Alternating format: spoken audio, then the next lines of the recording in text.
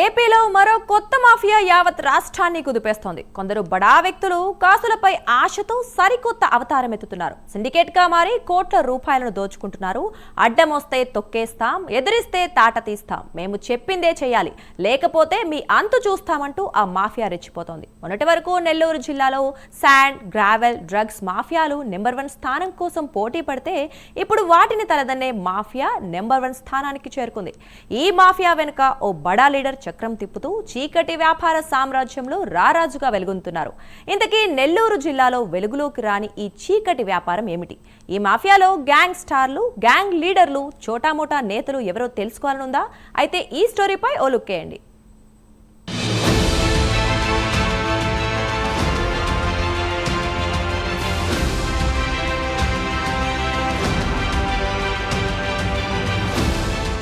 మొన్నటి వరకు ఒక లెక్క, ఇప్పుడు మరో లెక్క. కొందరు బడా వ్యక్తులు కాసులపై ఆశతో పేదల నోటికాడ కూడును కూడా లాక్కుంటున్నారు.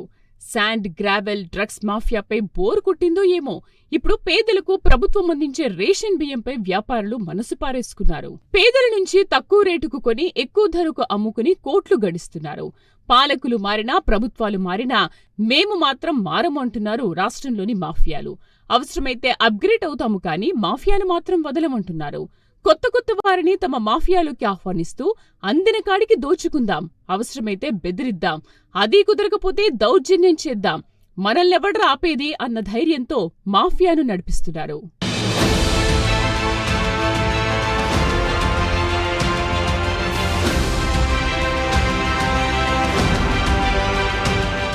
పేదలకు అందాల్సిన బియ్యం కొందరికి కాసులు కురిపించే వ్యాపార వస్తువుగా మారింది.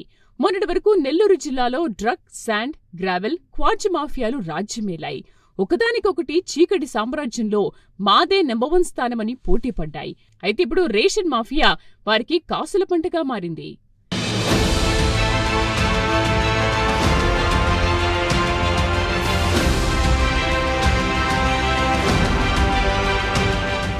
కేంద్ర రాష్ట్ర ప్రభుత్వాలు లక్షల కోట్లు ఖర్చు పెట్టి రేషన్ షాపుల ద్వారా పేదలకు ఉచిత బియ్యాన్ని అందిస్తున్నాయి.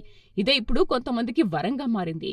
గత ప్రభుత్వం ఇంటి వద్దకే రేషన్ పథకాన్ని తీసుకొచ్చి రేషన్ వాహనాలను ఏర్పాటు చేసి బియ్యాన్ని అందిస్తూ వస్తోంది. గతంలో ఒకరో ఇద్దరో మిల్లర్లు కక్కుర్తిపడి రేషన్ బియ్యాన్ని కొనుగోలు చేసి వాటికి పాలిష్ చేయించి తమిళనాడుకు ఎగుమతి చేసేవారు. అడపాదడపా పట్టుబడితే అధికారులను మచ్చిక చేసుకుని తప్పించుకునేవారు. కానీ ఇప్పుడు కొంతమంది మిల్లర్లు సిండికేట్ గా ఏర్పడి ఏరియాలను పంచుకుని ఆయా ఏరియాల్లో తమ మనుషుల్ని ఏర్పాటు చేసుకుని రేషన్ బియ్యం అందించే వాహనదారులతో మాట్లాడుకుని కొంతమంది రేషన్ డీలర్లతో మంతనాలు జరిపి ఓ పెద్ద మాఫియాని ఏర్పాటు చేసేశారు.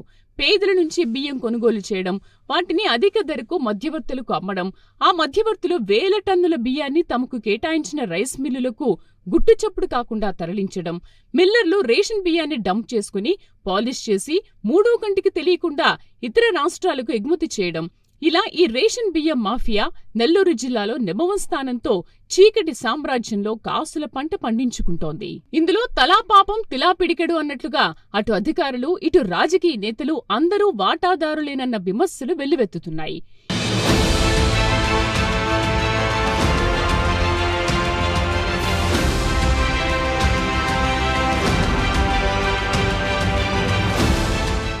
ఏ మాఫియా నడవాలన్నా రాజకీయ అండదండలు లేకపోతే అది కుదరదు.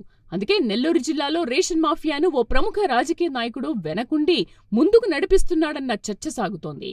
ఆ బడా రాజకీయ నాయకుడి కనుసందల్లోనే రైస్ మిల్లర్లు, మధ్యవర్తులు పనిచేస్తున్నారని, క్షేత్రస్థాయిలో ఎక్కడా కూడా ఎవరికీ తెలియకుండా వీరు ప్రతి నెల బియ్యం సేకరించడం, వీటిని మిల్లర్లకు అందించడం, ఆయా మిల్లర్లు రేషన్ బియ్యాన్ని పాలిష్ చేసి ఇతర రాష్ట్రాలకు తరలించడం జరిగిపోతోంది. దీంతో ఒక్క నెల్లూరు జిల్లాలోనే ప్రతి నెల కోట్ల రూపాయలు చేతులు మారుతున్నట్లు విశ్వసనీయ వర్గాలు చెబుతున్నాయి.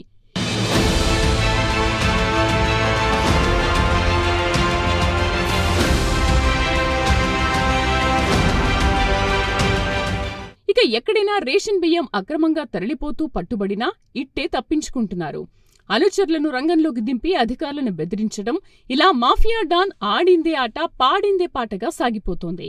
ఇక క్షేత్రస్థాయిలో పనిచేస్తున్న ఈ డాన్ అనుచరులు రేషన్ డీలర్లు, రేషన్ వాహనదారులను సైతం బెదిరించడంతో పాటు ప్రతి నెల ఇన్ని టన్నుల బియ్యం తమకివ్వాలని హుకుం జారీ చేస్తున్నట్లుగా ఆరోపణలు ఉన్నాయి. ఇలా రేషన్ బియ్యాన్ని కొందరు పెద్దలు మాఫియాలుగా మారి పందికొక్కుల్లా బొక్కుతున్నారని, దీనిని అరికట్టాల్సిన అధికార గణం వారి చెప్పు చేతుల్లో ఉండిపోతున్నారనే విమర్శలు వినిపిస్తున్నాయి.